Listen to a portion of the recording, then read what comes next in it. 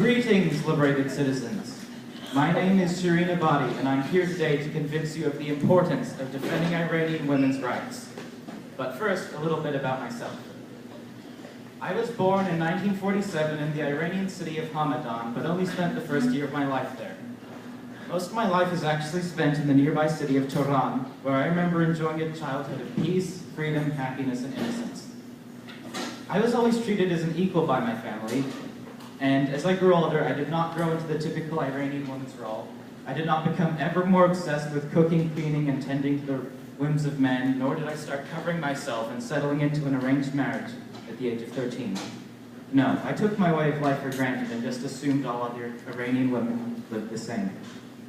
How wrong I was. That was long ago.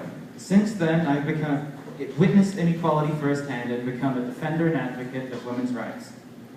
I have become a single soul trying to chip away at the thick wall of inequality that is Islamic law, and I do so with a hammer of courage and a chisel of justice. In 1975, I became the first Iranian woman to ever serve as a judge, and proudly held the position for 4 years. I like to think that I made a fair and reasonable judge, but in 1979 I was kicked out of my position due to an Islamic revolution, which stated, among many other ideas, that women are just too emotional to serve as good judges. Still, determined to make a difference, I fought for 13 years to receive my lawyer's license, and as a lawyer, took on cases that would lead to Iran becoming a fair place. One such case was that of Arian Galshani.